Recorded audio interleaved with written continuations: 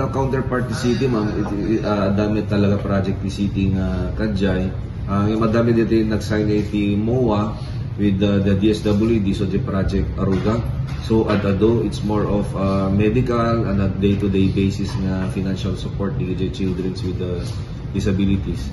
So adado ma'am. No dating yung medical lang, tatangkad ni day and day education for the children with disabilities. Ada pa yun ma'am. So dito pagpintasan natin yung project Aruga nga kinamuha tayo DSWD. Mga implement at nga tawin ma'am. So di na sa sarita kami, ado pa tinaduma nga programa da nga mabalinda nga inayon. So we expect nga dakdakil to itimated nga tulong ngem tilang idawdawat mi hanga umado iti ubing nga with disabilities.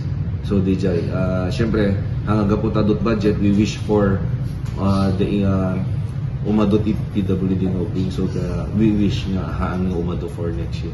Nuan sinodang DJ so lang yun. So ti priority sir di ubing pailaen? Yes ma'am. Priority nga may kandidato. Yes, kasi project Aruga. Yes.